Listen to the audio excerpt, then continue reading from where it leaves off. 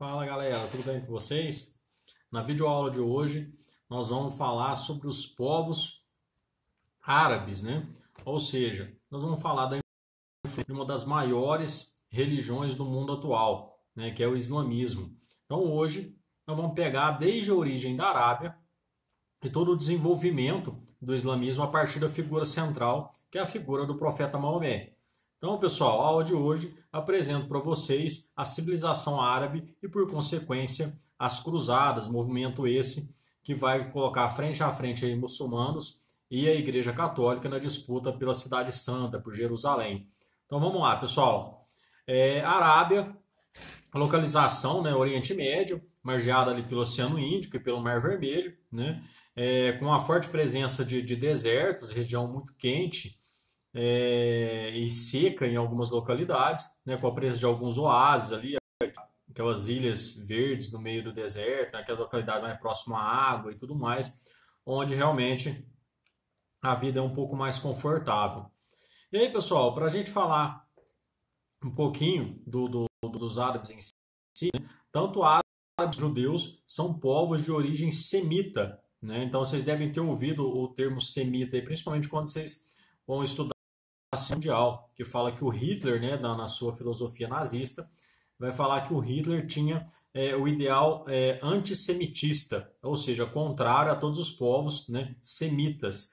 Então, os semitas são os povos descendentes de Sem, que é o filho de Noé. Tá lá naquela passagem dos descendentes de Sem, como os hebreus, aí, os judeus, que o Hitler tanto vai perseguir.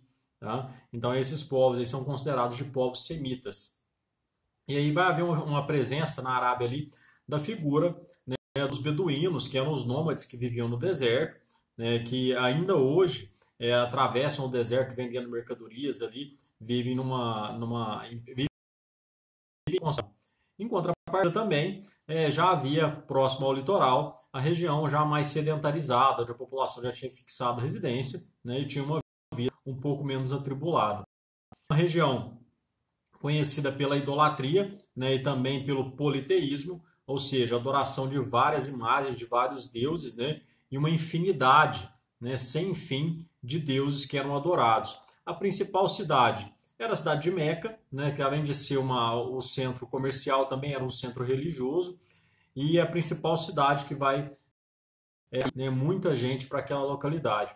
Salvo, né, as devidas proporções aí, Meca seria para a região da Arábia, como seria a cidade de Aparecida aqui para o Brasil, né, onde atrai as romarias, atrai toda a divindade. Só que Meca era um panteão aí, com mais de 300 deuses que eram adorados.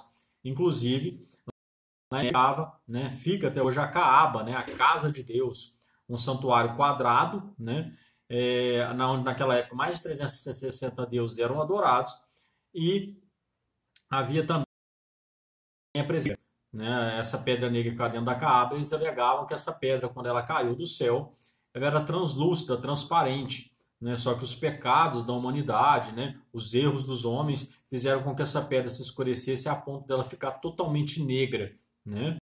Então, além disso, havia também em Meca a tribo Coraixita, né, que eram os guardiões do templo, né, que eram responsáveis por toda a vida dentro da Caaba e ao entorno de toda a vida religiosa em Meca. Dentro desse contexto, pessoal, vai surgir a figura do Maomé. Tá? Maomé é o principal profeta do islamismo. Ele vai ser um pobre, né, numa condição favorável, não muito favorável, nasceu por volta de 570, né, vai ser dessa tribo Coraixita, órfão desde cedo, né, acompanhava ali a caravana dos mercadores, vivia perambulando pelo deserto em si. Em determinado momento da vida ele acaba se casando com uma viúva rica, né? É quando ele vai ter realmente tempo, disponibilidade para estudar grandes religiões. Então ele vai estudar muito o cristianismo, ele vai estudar o judaísmo, né? E a partir desses estudos, dessas reflexões, é que, segundo a história, ele vai receber a visita do anjo Gabriel. O anjo Gabriel, o mesmo que anunciou, né, para Maria que Jesus viria, né? Então, o anjo Gabriel apresentou para o Maomé a missão de unificar o povo árabe em torno de um só Deus, né? Ou seja, um Deus único, Alá, né? Esse seria o Deus que seria profetizado pelo Maomé. E aí, pessoal, em Meca, as pregações dele não vão ser muito bem aceitas, não. Pensa, de mais de 360 deuses que eram adorados, né, e que mobilizavam um comércio intenso na região, ele pregando a existência de só um Deus, ele estava comprando briga com todo mundo. E aí, o Maomé vai acabar fugindo da cidade de Meca, né? Ele vai fugir de Meca para Medina. Na verdade, a cidade chamava Yatrib, né? Vai ganhar o nome de Meca, de Medina, depois que Medina significa cidade do profeta.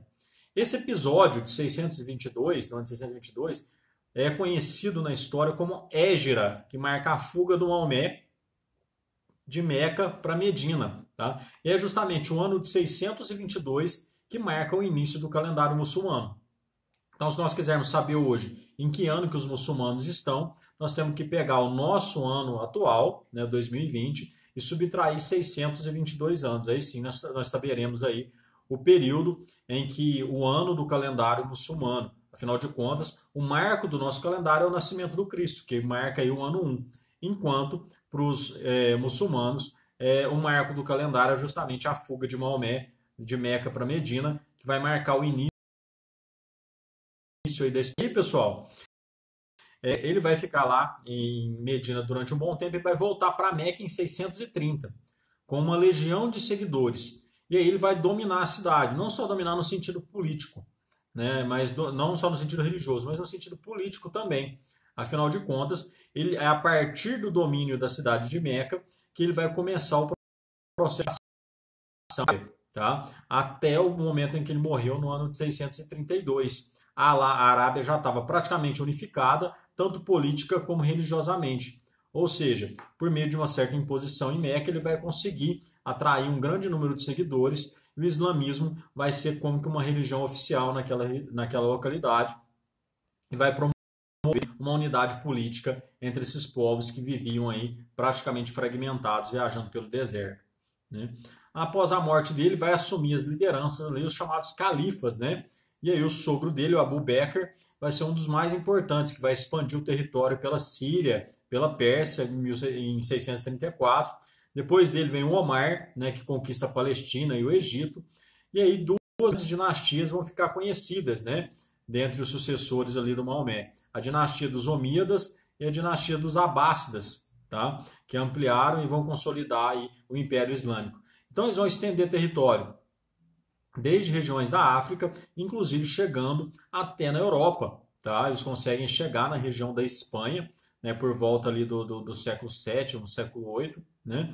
Eles chegam na região da Espanha e vão permanecer lá um bom tempo. Eles só não tomam toda a Europa, né, porque eles vão acabar freados na Batalha de Poitiers, né, durante o período em que os francos governavam ali boa parte da Europa. Tá?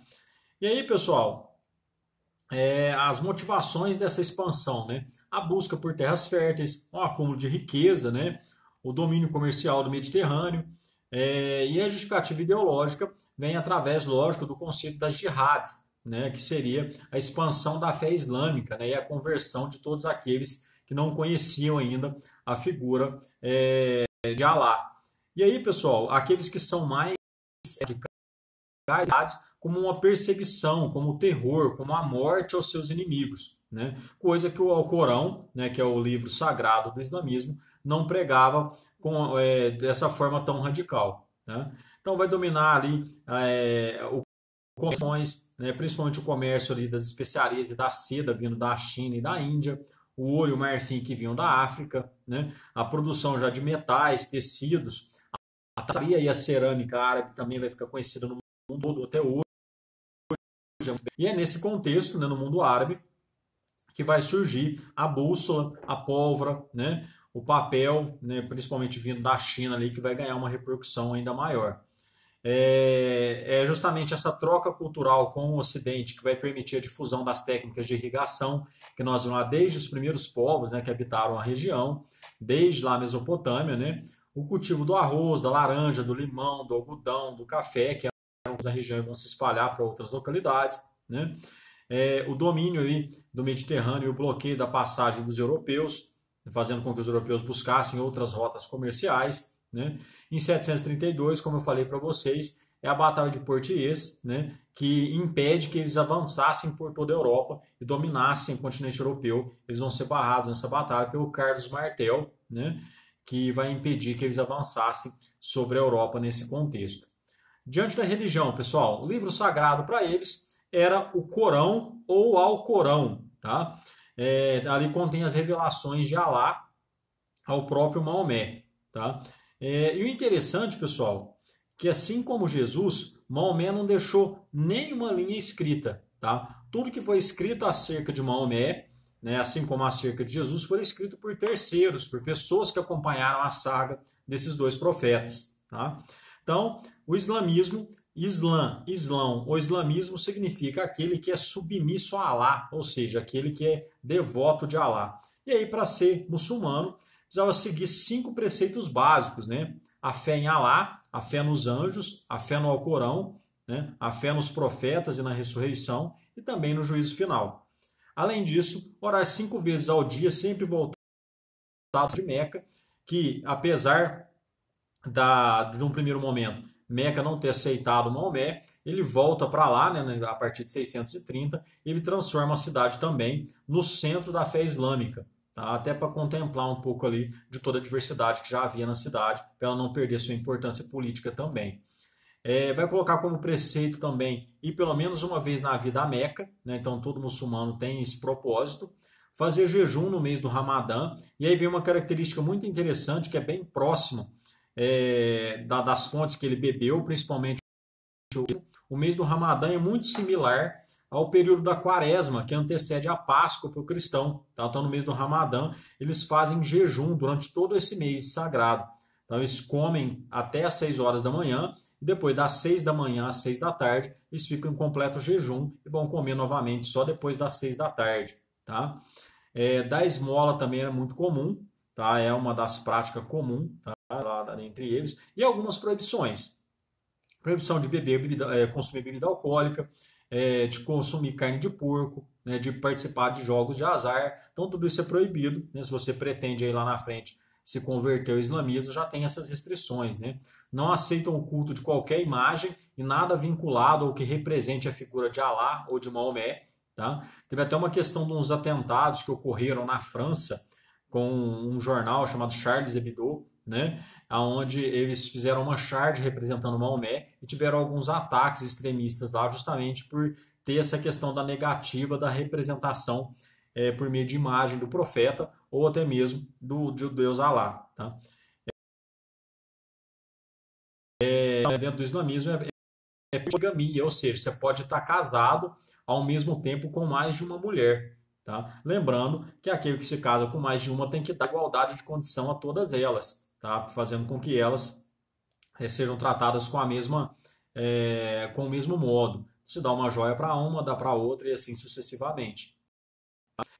Aqui no Brasil a gente sabe, no Ocidente não é permitido oficialmente, né? Então você pode estar casado apenas com uma pessoa, né? Lá você pode casar com mais de uma pessoa ao mesmo tempo. As mulheres vão ganhar um destaque muito grande com o islamismo, porque antes era muito comum, já na infância, as mulheres serem assassinadas, né? Menino era muito comum, porque a mulher ela já dava uma série de gastos e dentro daquela cultura árabe a mulher não trabalhava, então ela dependia, ela não provinha do sustento. Então muitas mulheres eram mortas, muitas meninas eram mortas justamente para não causar esse ônus para a família. E aí o Maomé vai ser um dos que vai defender essa ideia e vai abolir essa prática do infanticídio. Tá? Inclusive o Maomé, depois que, se eu não me falha a memória, depois que a esposa dele morre, ele se casa com algumas outras viúvas, não no sentido de ter uma vida conjugal, mas no sentido da representatividade, porque no mundo árabe a mulher sem a figura do homem é usada. Então a viúva, né, ela não tinha um grande prestígio na sociedade, era meio que fragilizada. Então o Maomé vai se casar, né, com algumas viúvas justamente para dar esse respeito a elas. Tá? Em algumas localidades, inclusive, se existem 2 irmãos e um desses irmãos morre, né, para a mulher do irmão não ficar viúva, o irmão que ficou vivo casa-se, desposa a mulher do irmão, tá? Numa prática de prover pela vida da viúva. Tá? E aí existem algumas divisões dentro do Islã, pessoal. Os sunitas, né, seguem a Suna, as narrativas de Maomé acerca do modo como seguir o Alcorão, né? É um grupo maior, né? E aceitam a liderança de acordo com as tribos. O xiita já é um grupo menor e mais conservador. Eles seguem apenas o Corão, tá? E só aceitam a autoridade daqueles que são descendentes diretos do Maomé. Então, tem toda uma genealogia que é seguida para eles poderem seguir justamente aqueles que são parentes diretos do profeta, tá? A cultura árabe em muitos casos, vai promover uma tolerância com outros povos, né? Vai ter um desenvolvimento muito interessante da medicina. A medicina árabe vai, inclusive, trazer inúmeros benefícios aí à medicina ocidental. A construção de palácios, né? Mesquitas grandes, ornamentadas, que eram feitas ali para que pudesse rezar. Interessante, só os homens podiam frequentar as mesquitas, tá? Mulheres não frequentavam. Na ciência, vão desenvolver ali o ácido sulfúrico, o ácido nítrico, o álcool, o nitrato de prata, o sabão, né? Na matemática, a difusão do zero, né? A geometria, a álgebra, vai ser tudo muito bem difundido. Na literatura, né? O mais clássico aí, As Mil e Uma Noites. No português, tem influência nas palavras com prefixo al, né? Então, almeirão, né? Várias palavras com prefixo al, e assim também palavras como açúcar, açougue, as palavras de origem árabe, tá? E aí, pessoal, já que nós tivemos todo esse apanhado aí do avanço do islamismo, né? Uma coisa tem que ficar muito claro para nós, tá? Nem todo árabe é muçulmano.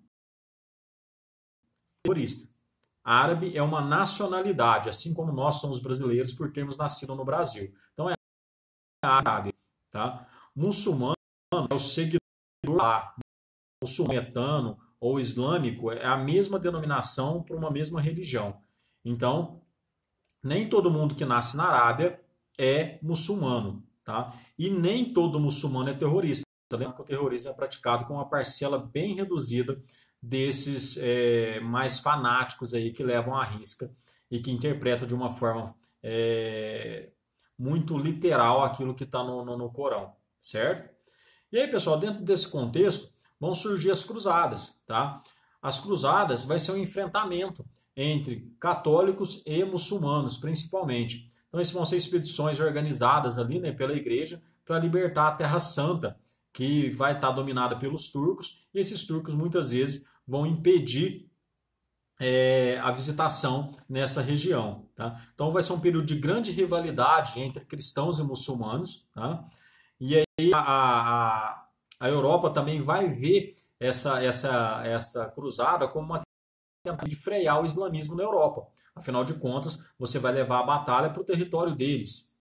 Elas vão ocorrer entre os séculos XI e século XIII. Né? E aí, qual que é o contexto da Europa, pessoal? Crescimento populacional, né? O direito de primogenitura impulsionava muitos nobres às cruzadas, ou seja, como que era o direito de mais velho, desde que fosse homem, que herdava tudo, os outros não herdavam nada. Então, formava-se ali alguns cavaleiros, eram nobres, mas que não tinham terra e que iam se aventurar nessas cruzadas em busca do enriquecimento, em busca de reconhecimento. Tá? A luta contra os muçulmanos, né, tira as batalhas da Europa e redireciona elas para o Oriente, né, assim como havia também um desejo desses laços com a Igreja Ortodoxa, rompidas lá no século XI, lembra, com o cisma do Oriente? Então havia um desejo de se reaproximar. Sem contar que todos aqueles que se aventuravam nas cruzadas tinham a promessa de salvação, né, por parte da Igreja Católica. Aqueles que morressem em batalha seriam salvos ali, São Pedro e beijo na porta do paraíso. Tá? Assim como havia um interesse político e econômico também de retomar as rotas comerciais, né, principalmente pelas cidades italianas de Gênova e Veneza. Tá? E também, pessoal, devido a toda a repressão que os cristãos, devido a não poder mais visitar os locais sacros, né? Então, tanto locais como também que são sagrados para os católicos, né, na região de Jerusalém. E aí, pessoal, alguns historiadores divergem um pouco a respeito das cruzadas, tá? Alguns vão dizer que houveram mais, outras menos, né? E não vamos discorrer a respeito de algumas. A primeira cruzada é conhecida como Cruzada dos Senhores, né? Ela acontece ali em 1099 é a cruzada que vai ter sucesso, né? Eles vão tomar Jerusalém depois de uma forte repressão, tá? A organização da conquista vai dividir Jerusalém em 4 unidades políticas, né? Em quatro pedaços, digamos assim. E é justamente essa divisão que vai fazer com que essa primeira cruzada que foi vencida não durasse tanto. Afinal de contas, logo um desses condados ali vai ser tomado, né? Vai ser perdido pelos cristãos, que vai gerar a segunda cruzada, né? Liderado pelo Conrado III da Alemanha e o Luís VII, e foram derrotados. Então, essa divisão dos cristãos, e até por estarem também num território hostil, cercado por povos de origem árabe ali, e povos que não aceitaram bem essa invasão cristã, né, vai ser difícil a manutenção. A terceira cruzada, chamada Cruzada dos Reis, né, com o Filipe Augusto da França, o Frederico Barba Ruiva, né, do Sacro Império Romano Germânico, o Ricardo Coração de Leão da Inglaterra. Tá? O Frederico vence os muçulmanos, mas acaba morrendo, né, em meio a tudo isso. Os outros reis não vão conseguir derrotar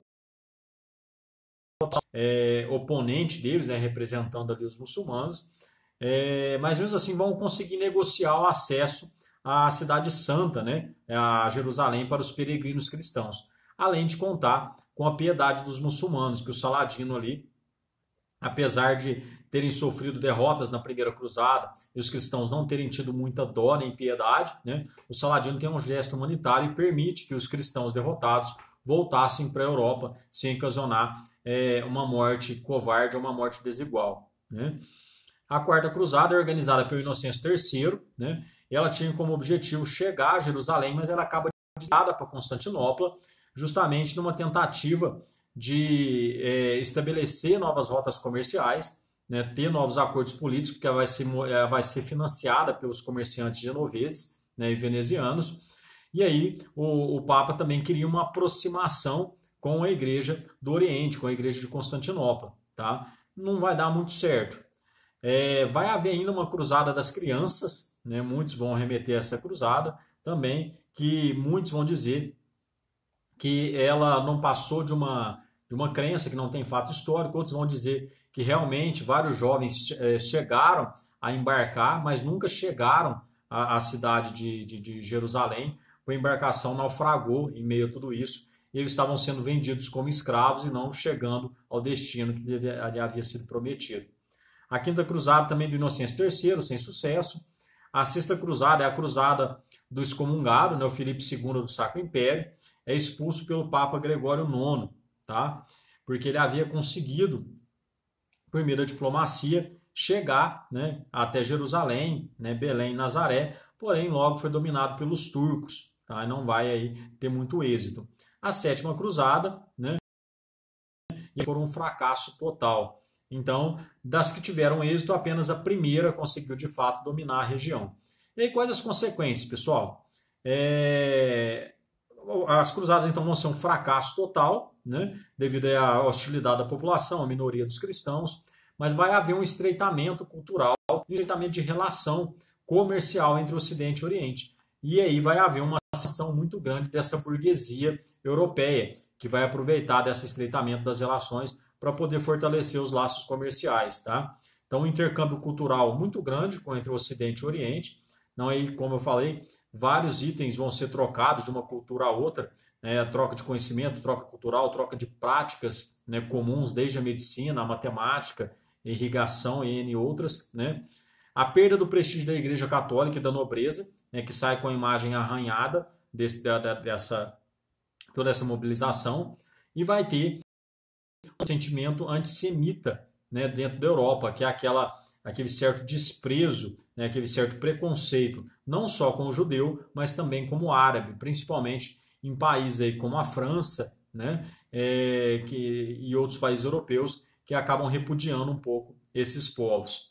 Certo, pessoas? Aguardo vocês no fórum, qualquer dúvida eu estou à disposição de vocês, e aí a gente continua essa videoaula num próximo momento. Encerramos aqui a expansão árabe e também a ideia das cruzadas. Certo, pessoas? Abraço, até a próxima.